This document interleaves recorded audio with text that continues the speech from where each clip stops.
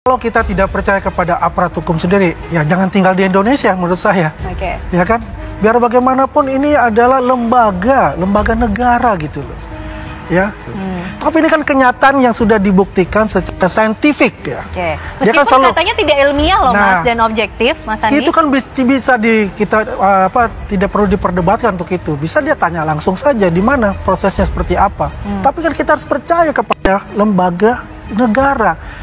Kenapa tidak percaya dengan lembaga negara? Itu saya kembali. Pergi saja dari Indonesia menurut saya. Betapa tidak cerdasnya ya kalau kita mau berpolemik soal ini. Saya saja sebagai anggota dewan ya di DPR RI ketika mau maju sebagai anggota dewan, saya menyertakan ijazah fotokopi yang sudah dilegalisir basah. Ya, itu pasti asli karena sudah dilegalisir. Nah, apalagi calon presiden gitu. Nah, kemudian institusi sebesar UGM gitu ya yang punya kredibilitas itu sudah menyampaikan dan sudah bersaksi bahwa itu asli. Masih ngotot juga. Kemudian dibawa ke Puslapor, masih ngotot juga. Ini memang manusia kardus menurut saya ini. Ya nggak akan ada habisnya. Tapi saya yakin ini pasti ada bohirnya sengaja untuk mengacaukan Indonesia melalui kegaduhan-kegaduhan yang menurut saya ini nggak apa ya, receh banget lah gitu ya. Oke. Ini nggak akan selesai ya. Selesainya kalau orang-orang ini ditangkap, ya ditahan ya karena sudah bikin gaduh ya, nggak percaya dengan Republik Indonesia yang berdaulat, malah minta diperiksa di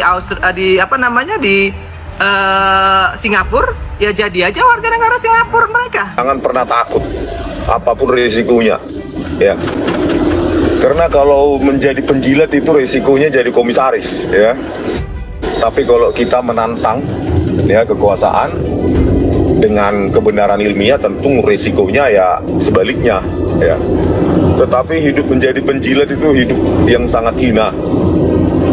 Saya tidak mau hidup saya yang sekali saja menjadi hina untuk menjadi penjilat.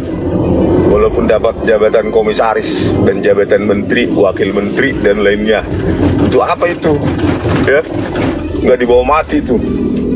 Yang saya lakukan adalah tentunya bentuk forensik digital yang sangat ilmiah menggunakan CNN atau yang bisa sering disebut convolutional neural network, yang di situ digunakan untuk AI, pengembangan AI. Ini adalah sebuah model machine learning 3 dimensi yang terdiri dari 3 lapisan, input, terus bagian tersembunyi dan bagian output. Dan nodes ini itu saling terkait dan memberikan suatu ambang batas tertentu. Kalian bisa baca untuk lengkapnya lewat Google ya. Dari sini saja saya sudah bisa menyatakan dokumen lembar pengesahan skripsi Bapak Jokowi adalah palsu atau sudah direkayasa di situ. Bahkan tingkat akurasinya itu 99%. Bagi lo yang meragukan omongan gue ini, silahkan didebat secara ilmiah.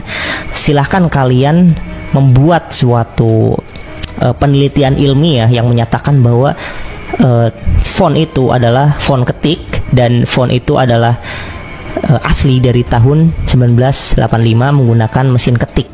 Ya, kajian saya ya terutama dan Pak Roy, walaupun kami tidak saling berkoordinasi karena jarak ya, dan juga pernah berseberangan di kasus Jessica Wongso, jadi memang penelitian kami mengkonfirmasi bahwa lembar pengesahan skripsi Joko Widodo itu adalah sebuah dokumen yang fake berdasarkan kesesuaian penggunaan teknologi, yaitu teknologi penggunaan teknologi font yang jauh di atas tahun 1985 yang diakui Pak Jokowi lulus tahun itu gitu. Jadi kalau kita teliti lebih dalam ya, bahwa digital font itu rilis oleh Microsoft Word ya dengan Windows Operating System 3.1 yang dikembangkan juga ya, digital font Times New Roman itu oleh Adobe ya. Mereka mengembangkan untuk teknologi apa yang dinamakan dengan PostScript.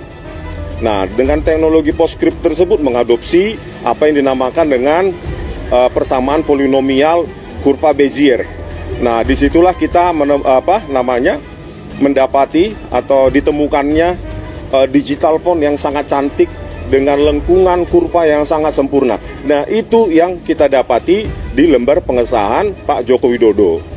Dan yang kita bandingkan juga bukan hanya di Indonesia, tetapi untuk tahun yang sama ya, bahwa lembar pengesahan disertasi di universitas yang cukup sangat terkenal ya, Massachusetts Institute of Technology (MIT) itu masih menggunakan IBM Electric Typewriter. Bagaimana mungkin ya, di MIT saja masih menggunakan IBM Electric Typewriter, tetapi Joko Widodo pada tahun 1985 sudah menggunakan teknologi word processor yang jauh melampaui tahunnya.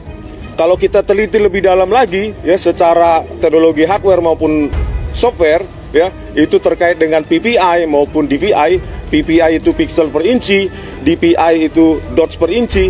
Maka bisa kita telaah lagi bahwa lembar pengesahan Joko Widodo itu menggunakan kerapatan pixel atau dots per inci yang sudah lebih dari 96 dots per inci yang hanya ada di Windows versi XP ya, sekitar tahun 2004-2005. Ijazah palsu ini kan bukan sehari dua hari, bertahun-tahun.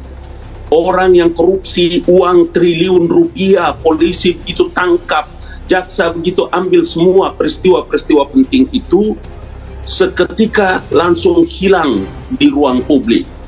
Pemeriksaan terhadap tokoh-tokoh tertentu yang terkait dengan pemalsuan data, penipuan, segala macam yang sedang ditangani oleh KPK, hilang total. Rakyat tidak mendapatkan informasi itu lagi. Karena publik sudah menduga lebih awal bahwa lembaga-lembaga penguji ini itu tidak transparan. Kan itu dasarnya. Bahwa Presiden Jokowi dari awal adalah pembohong. Bahwa Presiden Jokowi masih punya pengaruh di dalam banyak institusi negara itu. Bahwa Presiden Jokowi ingin terus ada di dalam putaran opini publik untuk memungkinkan isu ini dia menangkan, sehingga ada investasi baru pada anaknya, bahwa secara moral dia bersih, bahwa secara legal dia sudah teruji, bahwa secara material barang itu adalah asli. Tetapi opini publik berkembang dengan cara yang berbeda. Bahwa dari awal tipu-tipu Jokowi itu dari soal SMK yang udah berkali-kali diucapkan itu tidak ada yang betul-betul dia bisa buktikan tuh. Masa orang sekelas seperti Roy Suryo yang sudah berkali-kali bahkan pernah dipenjara tidak kapok-kapok dengan menyebarkan berita-berita bohong? Ilmuwan apa kalian? Penelitian apa kalian yang penuh hujatan dan caci maki? Apakah peneliti dengan cara begitu?